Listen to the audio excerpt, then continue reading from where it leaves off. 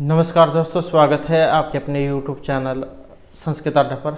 दोस्तों, आज की जो वीडियो इसमें हम करने वाले हैं हरियाणा में जो आपका एस्टेट का जो एग्ज़ाम होने वाला है, इसके लिए कारक से संबंधित महत्वपूर्ण क्वेश्चनों को, और ये जो क्वेश्चन है आपके एस्टेट के अलावा चाहे आपका कोई सा भी अन्य TGT, PGT या PRT में एग्ज़ाम है, तो उनके लिए भी यहाँ पर ये जो कारक है ये महत्वपूर्ण है, क्योंकि व्याकरण जो होती है वो सभी एग्ज़ामों में पूछी जाती है। तो इस कारण से यहाँ पर जो कारक से संबंधित जो हमारे क्वेश्चन है ये सभी एग्जामों के लिए वेरी इंपॉर्टेंट है।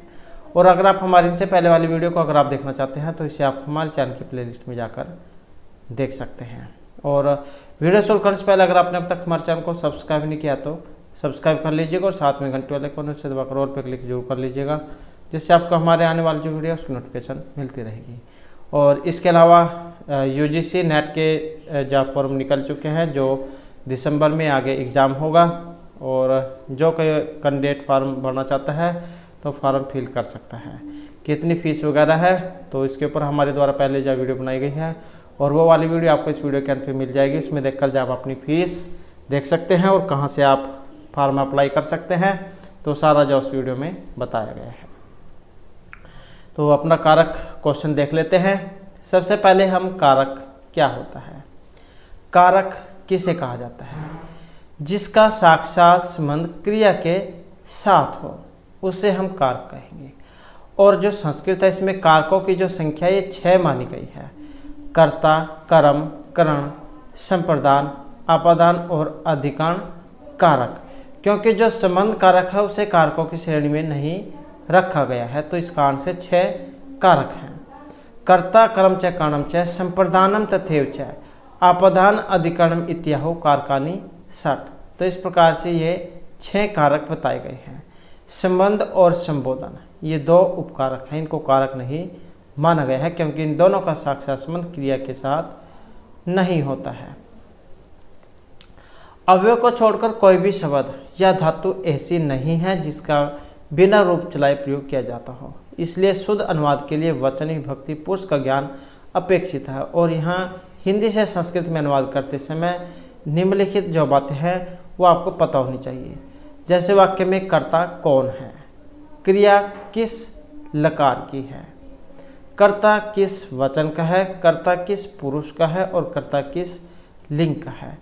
और ये तो जो है वैसी बात थी। अब यहाँ पर संस्कृत में जो वचन हैं कितने हैं? 3 होते हैं, एक वचन, द्विवचन और बहुवचन। और 3 ही लिंग होते हैं, पुल्लिंग, स्त्रीलिंग और नपुंसकलिंग। हिंदी में 2 पुल्लिंग स्त्रीलिंग, संस्कृत में तीसरा जो लिंग है नपुंसकलिंग, ये भी जुड़ जाता है। और 3 ही पुरुष है, प्रथम, मध्यम और उत्तम पुरुष। जहाँ युष्मत् शब्द के रूप त्वम, युवाम, यूयम होते हैं, तो जो ये युष्मत् शब्द रूप है आपको शब्द रूप एग्जाम में देखने को मिलेंगे। तो जो युष्मत् शब्द रूप है इसमें चलेंगे त्वम, युवाम, यूयम, त्वम, युवाम, युष्मान, ये वाला। और जो ये त्वम है मध्यम पुरुष की क्रिया का, उसके लिए इसका प्रयोग किया जाता है। और जहाँ अस्मत् शब्द है इसके रूप चलते हैं अहम, अवाम, वयम, इनका प्रयोग किया जाता है। अस्मत् शब्द रूप है अहम, अवाम, वयम, और युष्मद् है त्वम, युवाम, यूयम, ये मध्यम के लिए प्रयोग किया जाता है। और वहीं पर जो अस्मद् है ये उत्तम पुरुष की क्रिया का प्रयोग करने के लिए इसका प्रयोग किया जाता है, तो ये उत्तम पुरुष में लगता है अहम, अवाम, वयम। शेष अन्य सभी संज्ञा सर्वनामादि शब्द प्रथम पुरुष में ही आते हैं और उनके साथ प्रथम पुरुष की क्रिया का ही प्रयोग किया जाता है। प्रथम पुरुष जो है इसको अन्य पुरुष भी कहा जाता है। एग्जाम में ये भी आपको लाइन देखने को मिल सकती है। प्रथम पुरुष को अन्य क्या कहा जाता है? तो प्रथम पुरुष को अन्य पुरुष भी कहा जाता है। कारकों एवं विभक्तियों का जो परिचय है वो यहाँ पर दिया गया है। तो सबसे पहले आ जाता है कर्ता कारक। तो कर्ता क्या है? यहाँ पर ये सूत्र है, क्रिया संपादक है कर्ता, तत् है प्रयोजक हेतु कर्ता चाहिए, ये सूत्र आएगा, क्रिया संपादक है कर्ता। तो ये वाला सूत्र है। स्वतंत्र कर्ता में कौन सी विभक्ति होती है? तो प्रथमा विभक्ति में इसका प्रयोग किया जाता है। तो क्रिया के करने वाले को क्या कहेंगे? कर्ता। और क्रिया का संपादन करने वाला और उसका प्रयोजक कारण कर्ता कहलाता है। कर्ता क्या है, स्वतंत्र होता है और वह किसी अन्य के अधीन नहीं होता। कर्ता में प्रथमा विभक्ति का प्रयोग किया जाता है, चिन्ह ने है और यह कहीं कहीं छिपा भी रहता है। जैसे राम ने पुस्तक पढ़ी, तो राम है पुस्तकम अपठत। यहाँ पर पढ़ धातु लंग लकार में रूप बना है, क्योंकि पुस्तक क्या है, पढ़ ली है, न तो पढ़ेगा न पढ़ रहा है। काम जो हो चुका होता है वहाँ पर भूतकाल की क्रिया लगती है। राम पुस्तक पढ़ता है, राम है पुस्तकम पढ़ती। तो यहाँ पर जो राम है ये कर्ता है। उसके बाद आ जाता है दूसरा हमारा प्रातिपदिकार्थ लिंग प्रमाणवचन मात्रे प्रथमा। वेरी वेरी इंपॉर्टेंट है, जितना कहें उतना जो है यहाँ पर ये कम है, क्योंकि इसके जो उदाहरण हैं एग्जाम में जरूर आते ही आते हैं। तो संस्कृत में बिना विभक्ति लगाए शब्द निरर्थक होते हैं, इसलिए अर्थ बताने के लिए संज्ञा शब्दों में प्रथमा विभक्ति का प्रयोग होता है। जैसे राम है, गज है, सुख है, या पुल्लिंग स्त्रीलिंग पुंसलिंग बताने के लिए भी प्रथमा विभक्ति आती है। तो जैसे तट हैं, तट है, तटी और तटम, तो ये आता है पुल्लिंग में, मतलब जो लिंग में। तो क्योंकि जब प्रातिपदिकार्थ लिंग, तो लिंग अर्थ में ये आएंगे, तट है, तटी, तटम। और ये कि प्रातिपदिकार्थ होता है और परिमाण होता है, वचन होता है। तो ये तो हो गया प्रातिपदिकार्थ लिंग, एक परिमाण एक वचन। वचन में जैसे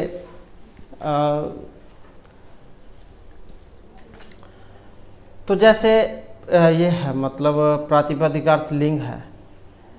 प्रातिपदिकार्थ मात्र में तो हो गया ऊंचाई, नीचाई, कृष्ण है, श्री ज्ञानम, यह आ जाएंगे प्रातिपदिक में। और लिंग मात्र का हो गया, जैसे यहाँ पर दिया गया है तट है, तटी, तटम, ये हो जाएगा। और परिमाण हो गया जैसे द्रोण ब्रूहि, और वचन मात्र हो गया जैसे एकाद्वोपह में है। तो प्रातिपदिकार्थ लिंग, परिमाण और वचन, इनमें प्रथमा जो विभक्ति है उसका प्रयोग होता है। तो अवयव के साथ केवल नाम के कथन में प्रथमा विभक्ति होती है। नेहरू नाम एवं महापुरुष अस्ति, नेहरू नाम के ही महापुरुष हैं। उसके बाद आ जाता है संबोधन च प्रथमा। संबोधन जो होता है, जो आठवीं जो विभक्ति है संबोधन, तो उसमें भी क्या है, प्रथमा विभक्ति होती है। हे बालव, हे बालः, संबुद्धि एक वचन में हे बाल होता है। तो कहने का अर्थ यह है कि जो संबोधन होगा तो वहाँ पर भी क्या है, प्रथमा विभक्ति। उसके बाद सबसे महत्वपूर्ण है यहाँ पर, इसमें कैंडिडेट बहुत ज़्यादा उलझ जाते हैं, उक्त कर्तरी, उक्त कर्मणि। क्योंकि यहाँ पर कैंडिडेट ये उलझ जाता है कि इसमें प्रथमा है या द्वितीय है, कर्ता है, कर्म है, तो यहीं पर उलझते हैं ज़्यादा। तो उक्त कर्तरी अर्थात कर्ता के प्रधान होने पर, अर्थात कर्तृवाच्य के कर्ता में प्रथमा विभक्ति होती है। उक्त कर्तरी क्या होगी, कर्ता में प्रथमा विभक्ति। वैसे नहीं याद रहता है तो ऐसे यहाँ से याद रख सकते हैं आप, कर्तरी मतलब प्रथमा विभक्ति। तो कर्ता के प्रधान होने पर अर्थात कर्तृवाच्य के कर्ता में प्रथमा विभक्ति होगी। राम है एकम गजम पश्यति। तो ये तो हो गया उक्त कर्तरी। उक्त कर्तरी में क्या होगी, प्रथमा। एक है उक्त कर्मणि, कर्मवाच्य में कर्म के कर्ता बन जाने पर कर्म में प्रथमा विभक्ति होती है। तो उक्त कर्तरी में भी प्रथमा और उक्त कर्मणि में भी प्रथमा होती है। तो कर्मवाच्य में कर्म के कर्ता बन जाने पर कर्म में प्रथमा विभक्ति होती है। एक है गज है दृश्यते, एक हाथी देखा जाता है। गीतानि गेयन्ते, गीत गाए जाते हैं। रामेण पाठ है पठित हैं, राम के द्वारा पाठ पढ़ा गया। तो इस प्रकार से जो है यहाँ पर ये उक्त कर्तरी और उक्त कर्मणि दो वेरी वेरी इंपॉर्टेंट ये सूत्र हैं प्रथमा विभक्ति के। उसके बाद आ जाता है तीसरा प्रयोज्य के कर्तरी। ये भी महत्वपूर्ण है। प्रयोजक कर्ता में भी प्रथमा विभक्ति होती है, प्रयोजक कर्त्री में भी प्रथमा होगी। जैसे शिक्षक हैं छात्रम पाठम पाठयति, शिक्षक छात्र को पाठ पढ़ाता है। वायु वृक्षान कंपति, हवा पेड़ों को हिलाती है। तो प्रेरणा देने वाले में प्रथमा विभक्ति होती है। गीता अपने पुत्र से भोजन बनवाती है। गीता स्वसुतेन भोजनम पाचति। तो यहाँ पर क्योंकि काम अपना अपना करके दूसरे से करवाया जा रहा है तो प्रेरणार्थक क्रिया उनको कह देते हैं, जहाँ पर काम स्वयं न करके दूसरे से कराया जाता है। क्योंकि गीता स्वयं तो भोजन नहीं बना रही है, अपने पुत्र से बनवा रही है, तो गीता में पुत्र से भोजन बनवाती है। तो गीता स्वसुतेन भोजनम पाचति, इसी कारण से पाचति आया है। उसके बाद आ जाता है जो कर्म कारक है। तो यहाँ पर भी वेरी इंपॉर्टेंट है ये कर्तुर इप्सितम कर्म, इसमें कौन सी भक्ति होती है? तो ये कर्म कारक द्वितीय भक्ति में लगता है, ये कर्म संज्ञा में। तो किसी वाक्य में प्रयोग किए गए पदार्थों में से कर्ता जिसको सबसे अधिक चाहता है तो उसे कर्म कहते हैं, उसी की कर्म संज्ञा होगी। अर्थात जिस प्रक्रिया के व्यापार का फल पड़ता है, समाप्त होता है, तो उसे कर्म, उसी की कर्म संज्ञा होती है, उसे कर्म कारक कहते हैं। तो कर्तुर इप्सितम कर्म से कर्म संज्ञा होगी। सह नाटकम पश्यति, वह नाटक देखता है। तो ये भी आपने याद रखना है, कर्तुर इप्सितम में कौन सी विभक्ति होती है? द्वितीय विभक्ति, कर्म संज्ञा ये करता है। और उसके बाद आ जाता है अनुक्त कर्मणि द्वितीया, और ये भी वेरी इंपॉर्टेंट है, क्योंकि दो तो प्रथमा विभक्ति के थे 2-3 में, और एक ये वाला, ये एग्जाम में जरूर आते हैं। अनुक्त कर्मणि द्वितीया, अनुक्त कर्म में द्वितीय भक्ति होती है। अनुक्त कर्म में कौन सी भक्ति होती है ये आपको एग्जाम में देखने को मिलेगा, क्योंकि यहाँ से तो पता ही लग जाएगा कि द्वितीय है। तो अनुक्त कर्मणि एग्जाम में आपको देखने को मिलेगा कि इसमें कौन सी भक्ति होती है, क्योंकि उक्त कर्मणि अनुक्त कर्मणि इनमें उलझ जाते हैं। तो ये अनुक्त कर्मणि है और द्वितीय भक्ति होगी, तो अनुक्त कर्मणि में द्वितीय। जैसे राम है सब जनकम वंदते, राम अपने पिताजी को प्रणाम करता है। उसके बाद है क्रिया विशेषणे कलिप्तम एकम वचनम च, क्रिया विशेषण में द्वितीय भक्ति होती है और वह नपुंसकलिंग और एक वचन में होता है। जैसे मोहन शीघ्रम धावती, मोहन शीघ्र दौड़ता है। गीता मधुरम वदति, गीता मधुर बोलती है। और जैसे कि आपको पता ही है कर्म कारक है, तो जिसमें कर्म होता है, क्योंकि क्रिया 2 प्रकार की होती है, अकर्मक और सकर्मक। तो सकर्मक मतलब कर्म होगा, अकर्मक जिसमें कर्म नहीं होगा। तो मोहन शीघ्रम धावती और गीता मधुरम वदति। उसके बाद जो दूसरा सूत्र है वेरी इंपॉर्टेंट है, ये वाला भी एग्जाम में 100% जो है इसमें से एक उदाहरण आता ही आता है, अकृतम च। तो संस्कृत में दुहु मतलब दुहना, याच मांगना, पच पकाना, दंड देना, रुद्ध घेरना या रोकना, प्रच पूछना, ची इकट्ठा करना या फिर बटोरना, ब्रू बोलना या कहना, सांस उपदेश देना, मतना, मुस चुराना, नी ले जाना, हरी हरण करना या फिर चुराना, क्रिस खोद कर निकालना, वह ढोना। तो इस प्रकार की ये 16 धातुएं आती हैं। दोहु, याच, पच, दंड, ची, ब्रू, सास, जी, मत, मुचनी, हिरी, क्रिव है। तो इस प्रकार की ये 16 धातुएं हैं और इनके अर्थ वाली अन्य धातुएं द्विकर्मक होती हैं। तो यह खत्म चाह जो है द्विकर्मक धातुएं में लगता है ये वाला सूत्र। 16 धातुएं इसमें आती हैं और 16 में से 1-2 उदाहरण जरूर आता है एग्जाम में। तो जैसे यहाँ पर गाम दोग्धिम पय है, गाय से दूध दुहता है। सीता सब मातरा मोदकम याचते, सीता अपनी माता जी से लड्डू मांगती है। सह तंडुलान ओदनम पचती, वह चावलों से भात पकाता है। गुरहो शतम शतपणकम दंडयति, शिक्षक छात्र पर 100 पैसों का दंड देता है। जनः नेतारम प्रश्न पृच्छन्ति, मनुष्य नेता से प्रश्न पूछते हैं। आचार्य शिष्यम धर्म ब्रूते, आचार्य शिष्य को धर्म का उपदेश देता है। श्रमिक है स्कंदम भारम वहती, श्रमिक क्या कंधे से भार ढोता है। तो ये इस प्रकार यहाँ पर तो जो है इसमें ये कुछ ही जो उदाहरण है दिए गए हैं। तो 16 जो यहाँ पर उदाहरण है इसमें ये आते हैं जिनके योग में विभक्तियाँ आती हैं, क्योंकि यहाँ पर फिलहाल जो इनके नियम उदाहरण कर रहे हैं। और इसके बाद जो हम इसके जो क्वेश्चन जो उनको करेंगे जिसमें आपको ये जो उदाहरण हैं ये देखने को मिल जाएंगे। उसके बाद आ जाता है गत्यर्थक कर्मणि। गमनार्थक धातुओं के योग में जहाँ जाया जाता है उसमें द्वितीय विभक्ति होती है। कहने का मतलब है ये जो गम धातु है इसके योग में द्वितीय विभक्ति का प्रयोग होता है। बालकः गृहं गच्छति, बालक घर जाता है। सिंह वनम अटति, शेर वन में घूमता है। उसके बाद है काल ध्वनि अत्यंत संयोगी। ये वाला सूत्र है, एग्जाम में पूछा जाएगा कि इसके योग में कौन सी विभक्ति होती है, या फिर उदाहरण दे दिया जाएगा कि इसके इसमें कौन सा सूत्र लगा है। तो जब कोई कार्य निरंतर चलता है तब समयवाचक शब्दों में द्वितीय विभक्ति होती है।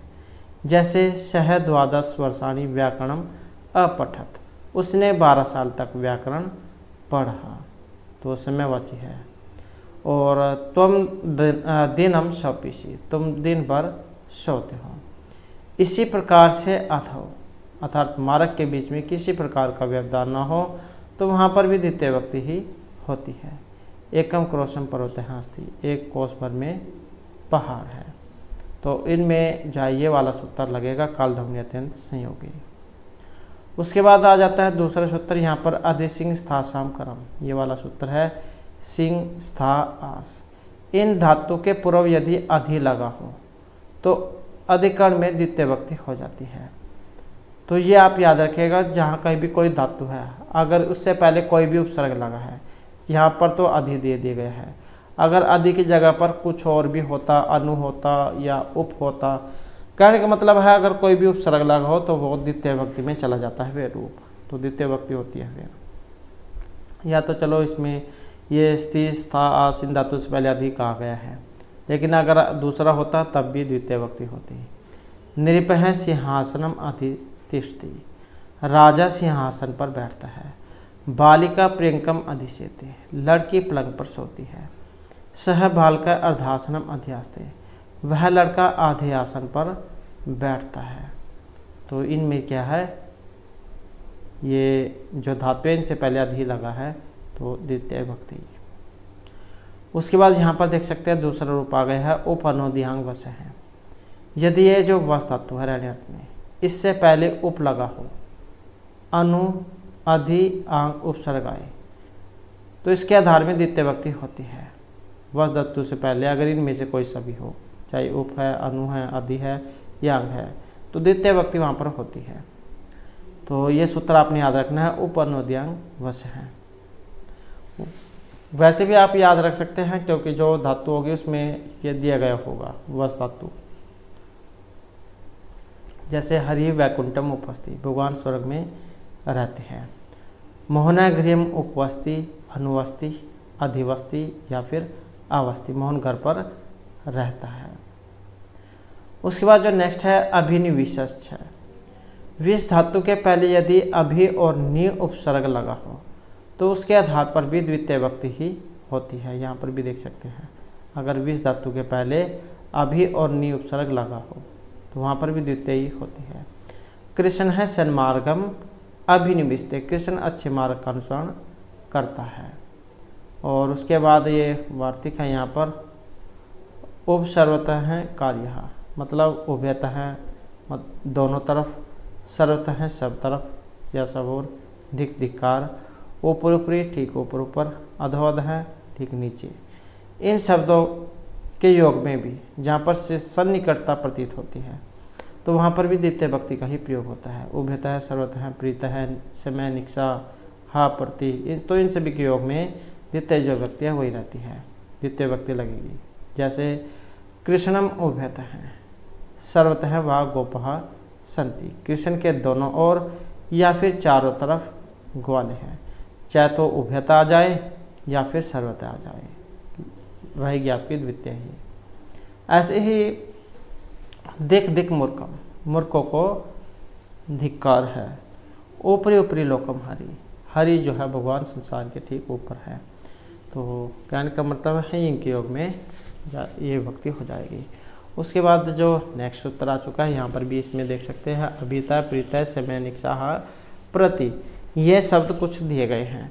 तो अभिता का मतलब सब तरफ, प्रीतः चारों तरफ, समय निकट, इसका मतलब भी निकट है, ह और प्रति की तरफ या को लिए, इनके योग में भी द्वितीय भक्ति ही होती है। तो ये जहाँ पर भी आपको दिखाई दे ये वाले शब्द, तो इनके योग में क्या होगा, द्वितीय भक्ति रहेगी। जैसे ग्रामम अभितः प्रीतः व अमर वृक्षः सन्ति, गांव के चारों ओर आम के पेड़ हैं, वृक्ष हैं। विद्यालय निक्षय समय व नदी ही अस्ति, विद्यालय के पास नदी है। व्याघ्र हरिणम प्रति अपश्यत, बहेले ने हिरण की तरफ देखा।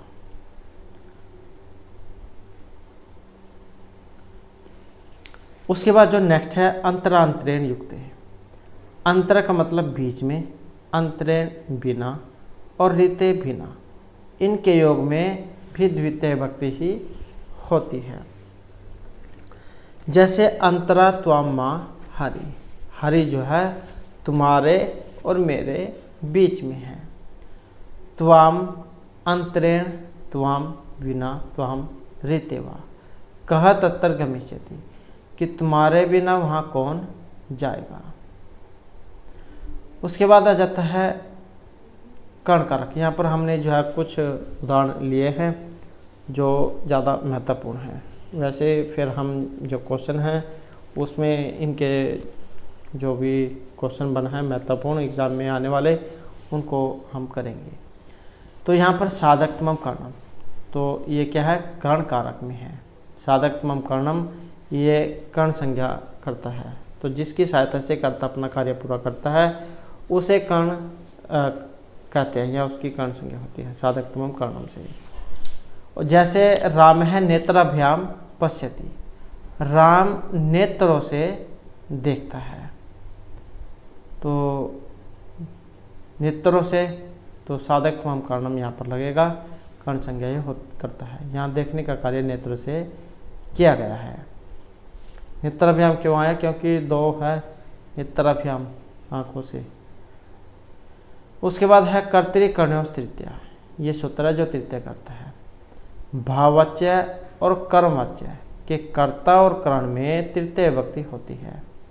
किसमें, भाववाच्य और कर्मवाच्य के कर्ता और कर्ण में तृतीय होगी कर्तृकर्णयोः तृतीय के द्वारा। कर्मवाच्य जैसे रामेण रावण हतः है, राम के द्वारा रावण मारा गया, तो काम हुआ यहाँ पर राम के द्वारा रावण को मारने का। और भाववाच्य तेन भुज्यते, उसके द्वारा खाया गया। अब जैसा कि आपको पता ही है, भाववाच्य जो है अकर्मक की तरह ही होता है, क्योंकि उसमें कर्म नहीं होता है। हमने इससे पहले जो वाच्य किए थे, अगर आपने वो वाली वीडियो नहीं देखी है तो ऊपर आई बटन में भी जाए, इसका लिंक मिल जाएगा। ऊपर कोने में जो आई इस प्रकार का होता है, सेटिंग वाला जो आइकॉन होता है, उस पर भी जाकर आप इनसे पहले वाली वीडियो को देख सकते हैं, या फिर प्लेलिस्ट में मिल जाएगी, जिसमें हमने ये वाच्य वाले क्वेश्चन किए थे, कर्तृकर्म, ये भाववाच्य। तो भाववाच्य सेम जो है अकर्मक की तरह ही होता है। तो तेन भुज्यते, उसके द्वारा खाया जाता है। उसके बाद है जहाँ पर कोई शरीर में कोई विकार होता है, तो वहाँ पर भी तृतीय भक्ति का ही प्रयोग होता है। जिस अंग के द्वारा शरीर में कोई विकार उत्पन्न हो, तो वहाँ पर भी तृतीय भक्ति होगी। सह पादेन खंजह रामेण, राम है नेत्रेण कर्ण है, सह कर्णेन बधिर है। उस प्रकार नेक्स्ट आ जाता है सह युक्त प्रदानी।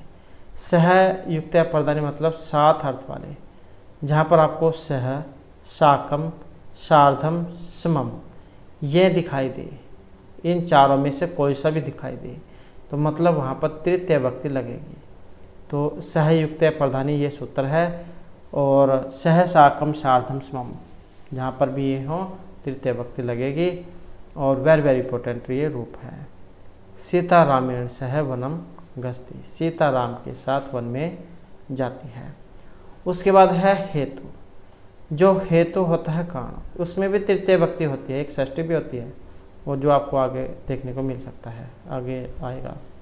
तो यहाँ पर हेतु के योग में भी तृतीय ही होती है। जैसे धनेन सम्मानम भवति, धन से क्या है, आदर होता है। उसके बाद है, और वेरी वेरी इंपॉर्टेंट है ये वाला भी, वैसे तो जितनी है सारे वेरी वेरी इंपॉर्टेंट है, एग्जाम में इन्हीं के अंदर से ही आते हैं। तो यहाँ पर है कि प्रकृत्या आदिभ्य तृतीय उपसंख्यानम, यह सूत्र है, प्रकृति आदिभ्य उपसंख्यानम।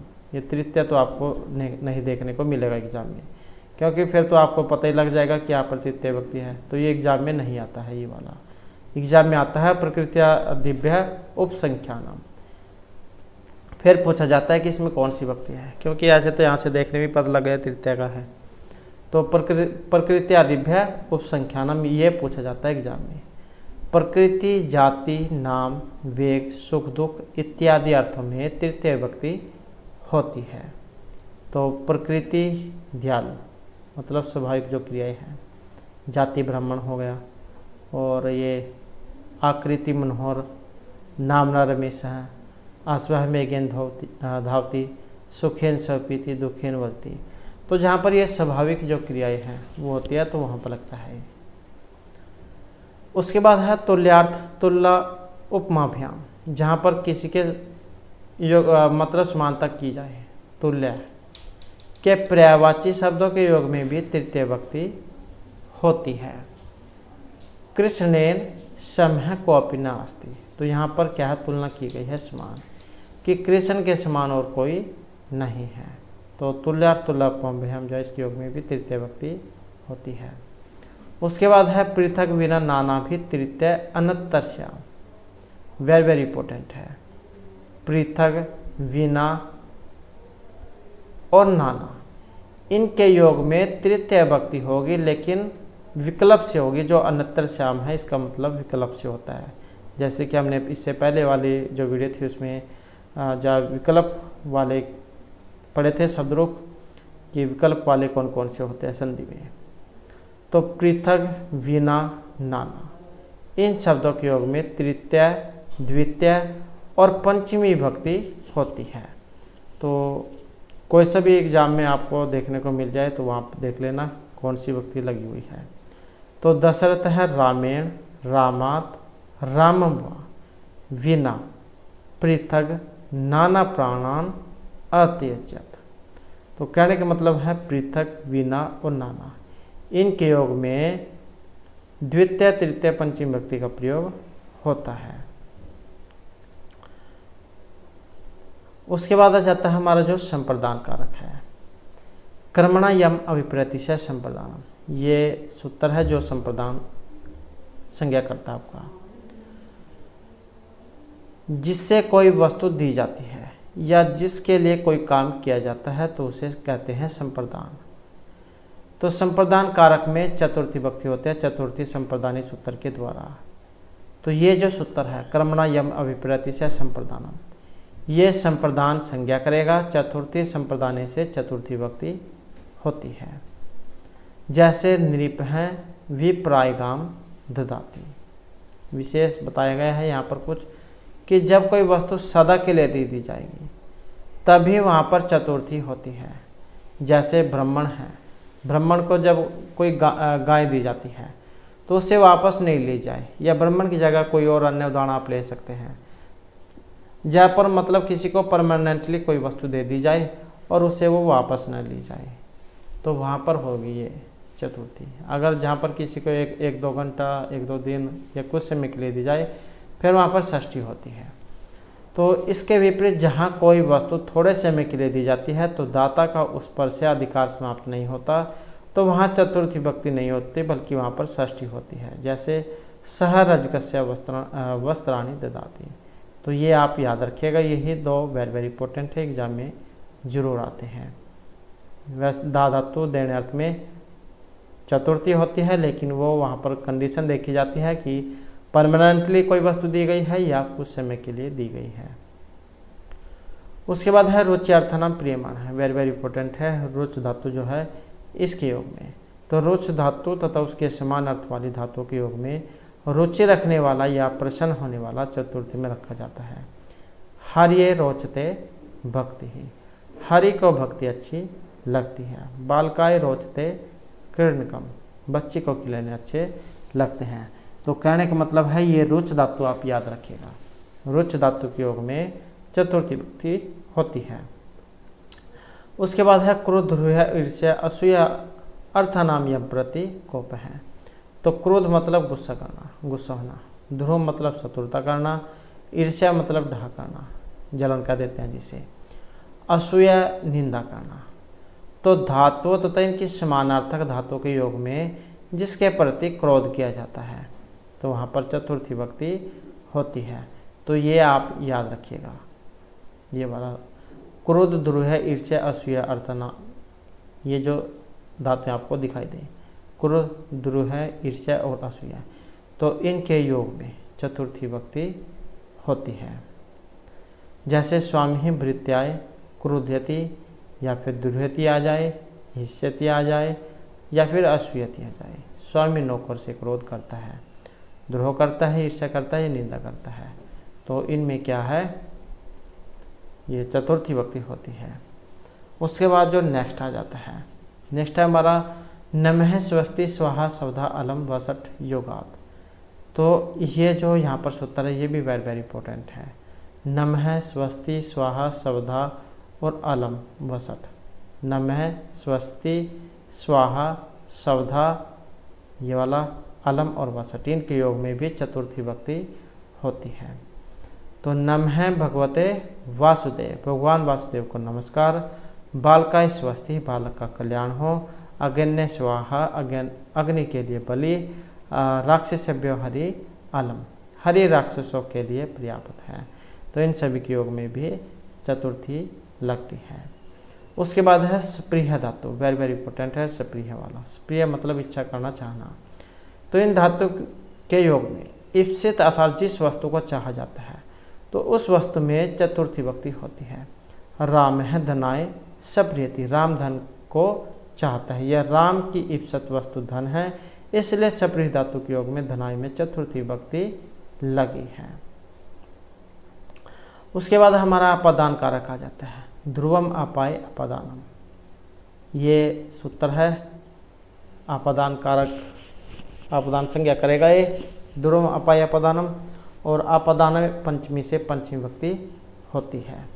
तो जिससे किसी वस्तु का प्रत्यक्ष अथवा कल्पित रूप में अलग होना प्रकट होता हो तो वहाँ पर अपादान कारक होता है। अपादान पंचमी से पंचमी विभक्ति होती है। जहाँ पर ये पंचमी विभक्ति जो होती है यह अपादान कारक ये जुदाई अर्थ में होता है, अलग होने अर्थ में। जैसे विद्यालय से बच्चे जा रहे हैं, या गांव से कोई जा रहा है, शहर से कोई जा रहा है, वृक्ष से पत्ते गिरते हैं। तो कहने का अर्थ यह है कि ये अलग होने में लगता है। अपाय का मतलब ही अलग होना होता है। तो वृक्षात फलानि पतन्ति, वृक्ष से फल गिरते हैं। और भीतरर्थनम भय हेतु, वेरी वेरी इंपॉर्टेंट है, जहाँ पर डरा जाता है या रक्षा की जाती है। भी यात्रा, ये दो धातुएं हैं, एक डरने अर्थ में है, एक रक्षा करने अर्थ में है। तो वहाँ पर भी पंचमी विभक्ति ही होती है। चोरात विभेति और सैनिका शत्रुदेशम रक्षन्ति, तो ये डरने अर्थ में और रक्षा करने अर्थ में भी कौन सी होगी, पंचमी विभक्ति। उसके बाद है भूः प्रभवस् वर्ण अर्थनाम ईप्सित है और आख्यात उपयोगी। तो इन दोनों के योग में भी पंचमी होती है। तो भूः प्रभव ये अलग है सूत्र, वर्णार्थ नाम ईप्सिता ये अलग है। तो यहाँ पर ये तीन सूत्र हैं। आख्यात उपयोग है, नियम पूर्वक जहाँ पर विद्या स्वीकार की जाती है, यह हटाने अर्थ में है और ये उत्पन्न करने अर्थ में है। तो इनके योग में पंचमी विभक्ति होती है, जिससे कोई वस्तु पैदा होती है, जिससे कोई वस्तु हटाई जाती है, और जहाँ पर नियम पूर्वक विद्या ग्रहण की जाती है। तो इनके योग में पंचमी विभक्ति होती है। जैसे गंगा हिमालयात प्रभवती, पुत्रम पापात निवारयति, अहम गुरु व्याकरणम पठामि। तो ये तीन सूत्र हैं यहाँ पर, ये तीन सूत्र हैं, वेरी वेरी इंपॉर्टेंट है। उसके बाद है अन्य आराधिक शब्दार्थ उत्तर पद जहाँ युक्त है। तो जहाँ पर अन्य मतलब सिवाय, आरात समीप या दूर, इतर दूसरा, रीते विना। दिशावाचक और कालवाचक शब्दों के योग में भी पंचमी विभक्ति ही होती है। तो जहाँ पर आपको ये शब्द दिखाई दे अन्य, आरात, इतर, रीते, दिशावाचक या कालवाचक जो शब्द है इनमें पंचमी होती है। जैसे कृष्णाथ अन्य है इतरवा मम शरणम ना आस्ति। तो कृष्ण के अलावा जो है कहीं और मेरा ठिकाना नहीं है। ज्ञानात् रीते सुखम नास्ति, ज्ञान जो है उसके बिना सुख नहीं है। भारतात उत्तर दिशा हिमालय वर्तते, भारत की उत्तर दिशा में हिमालय है।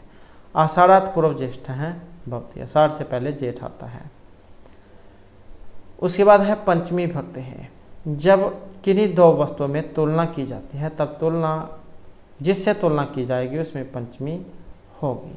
माता गुरुतरा भूमि, माता भूमि से बड़ी होती है। तो जहाँ पर कंपैरिजन की जाए मतलब तुलना की जाए तो यहाँ पर माता को जो है महत्वपूर्ण माना गया है सभी से, गुरु से भी बढ़कर माता ही होती है, क्योंकि सबसे पहला जो गुरु है वो माता ही होती है। क्योंकि बच्चा जो जब अपने घर में होता है तब अपनी माता से ही सब कुछ सीखता है, क्योंकि विद्यालय में तो बाद में ही जाता है, पहले अपने परिवार से सीखता है। तो माता जो है वो गुरु से भी बढ़कर मानी गई है। तो माता गुरुतरा भूमि, माता भूमि से भी बढ़कर है या गुरु से भी बढ़कर है। अनिरितात सत्यम श्रेय है, झूठ से सत्य श्रेष्ठ है। उसके बाद है अख्यात उपयोगी, हमने सूत्र कर लिया था पहले वैसे। तो जहाँ पर नियम पूर्वक विद्या ग्रहण की जाए तो उसमें ये लगता है पंचमी विभक्ति। महेश उपाध्यात वेदम आदित्य। उसके बाद हमारा संबंध कारक आ जाता है। तो यहाँ पर षष्ठी से ये सूत्र है जो षष्ठी विभक्ति करता है। जब एक वस्तु का दूसरी वस्तु से संबंध स्वामी, सेवक, जन्य, जनक, कार्यकारण आदि प्रकट हो तो उसमें षष्ठी विभक्ति होती है। जैसे राजा पुरुष है, राजा का पुरुष। अधिक देशाम क्रम नहीं, अर्थात ये जो समणार्थक धातु के योग में षष्ठी या द्वितीय विभक्ति होती है समण करने में, समृद्ध धातु में। सह पितु पितरम व समर्थि। तो ये क्या है, समानार्थ में षष्ठी और द्वितीय विभक्ति होती है। सह पितु पितरम व समर्थि। उसके बाद है षष्ठी च अनादर, वेरी वेरी इंपॉर्टेंट है ये वाला भी, अनादर करने अर्थ में। तो षष्ठी और सप्तमी दोनों का प्रयोग होता है अनादर करने में। जैसे अह्योमानस्य गत है अथवा अह्योमाने गत है, बुलाते हुए का तिरस्कार करके गया, या तिरस्कार के योग में अह्युमान में षष्ठी और सप्तमी होती है। उसके बाद है कतस्य च वर्तमाने, वेरी वेरी इंपॉर्टेंट है। कत प्रत्यांत शब्दों के वर्तमान कालवाची होने पर षष्ठी विभक्ति होती है। यद्यपि कत प्रत्यय भूतकालिक है। अहम राज्य है, अर्चित है, मैं राजा का अर्चित हूँ। यहाँ अर्चित है, अर्च धातु हो गया, जैसे कत प्रत्यय हो गया तो फिर बनता है अर्चित है। तो कत प्रत्यांत शब्द है इसलिए राज्य में षष्ठी विभक्ति लगी है। तो कतस्य च वर्तमाने इसमें षष्ठी विभक्ति। उसके बाद आ जाता है अधिकरण। आधारो अधिकरणम, या अधिकरण संज्ञा करेगा और सप्तमी अधिकरण से सप्तमी। तो क्रिया के आधार को अधिकरण कहते हैं, या जिस स्थान या वस्तु में कार्य होता है उसे हम अधिकरण कारक कहेंगे, अधिकरण कहेंगे। और अधिकरण में सप्तमी विभक्ति होते हैं। जैसे छात्रः विद्यालय पठन्ति, छात्र विद्यालय में पढ़ते हैं, में इसका चिन्ह हो गया, में पर। उसके बाद है यस्य च भावेन भाव लक्षणम, वेरी वेरी इंपॉर्टेंट है। यस्य च भावेन भाव लक्षणम, एक कार्य के हो जाने पर दूसरा कार्य जब प्रतीत हो तो पहले हुए कार्य में सप्तमी विभक्ति होगी। रामे गते दशरथ प्राणन अत्यजत, राम के चले जाने के बाद दशरथ ने अपने प्राण छोड़ दिए। तो एक काम होने के बाद जब दूसरा काम हो, या मम पिता चंद्रे अस्तम गते प्रातःकाले गंगा स्नानार्थम गत है। तो इससे च भावेन भाव लक्षणम जो है इसमें सप्तमी विभक्ति होती है। एक काम के होने पर जब दूसरा काम हो। सूर्य के निकलने पर कमल जो है खिलते हैं। उसके बाद है यच्च निर्धारण, वेरी वेरी इंपॉर्टेंट है ये वाले भी। जब किसी समुदाय में किसी वस्तु या व्यक्ति की विशेषता बतलाई जाती है तब समुदायवाचक शब्द में सप्तमी या षष्ठी होती है। तो कहने का मतलब है यहाँ पर ये जो यच्च निर्धारणम जो सूत्र है इसमें षष्ठी और सप्तमी होती है। जैसे कविसु कवि नाम वा कालिदास श्रेष्ठ है, ये दो हैं। कविसु जैसे सप्तमी हो गई या षष्ठी हो गई। तो जहाँ पर कहने का मतलब है जहाँ पर बहुत सारी वस्तुओं में से एक को छांटा जाता है, या जैसे कक्षा है बहुत सारे बच्चे हैं लेकिन उनमें से एक छात्र जो मेरिट में आया है, या बहुत सारे कक्षा में बच्चे हैं लेकिन एक जो है बहुत ही अच्छा है। तो या बहुत सारे फल है उनमें से एक फल आपने छांटना है। तो कहने का अर्थ यह है कि जहाँ पर यह निर्धारण किया जाता है, छांटा जाता है बहुत सारों में से एक को। जैसे वैसे तो बहुत सारे कवि हैं लेकिन उनमें कालिदास श्रेष्ठ है, तो फिर वहाँ पर जो है षष्ठी सप्तमी विभक्ति लगती है। ऐसे ही ग्वाम गोस्वा कृष्ण भक्सिरा, जो जितनी भी गायें हैं उनमें क्या जो काले रंग वाली जो है वो गाय वो बहुत सुंदर है या अच्छी है। उसके बाद है साधु प्रयोग है। साधु और असाधु शब्दों के प्रयोग में जिसके प्रति साधुता या असाधुता प्रदर्शित की जाती है तो उसमें भी सप्तमी विभक्ति होती है। असाधु कृष्ण है शत्रुषु, शत्रुओं के लिए कृष्ण बुरे थे। यहाँ पर असाधु के योग में शत्रुषु में सप्तमी विभक्ति का प्रयोग किया गया है। तो ये जो हमारे यहाँ पर कारक से संबंधित कुछ महत्वपूर्ण नियम और नियम सूत्र उदाहरण थे। और नेक्स्ट वीडियो की इसमें हम इनके जो MCQ क्वेश्चन हैं उनको करेंगे, ताकि यहाँ पर इसके जो क्वेश्चन है किस तरीके से एग्जाम में पूछे जाते हैं ये भी आपको पता लग जाए। और दोस्तों हमारे साथ अंत बने रहने के लिए धन्यवाद।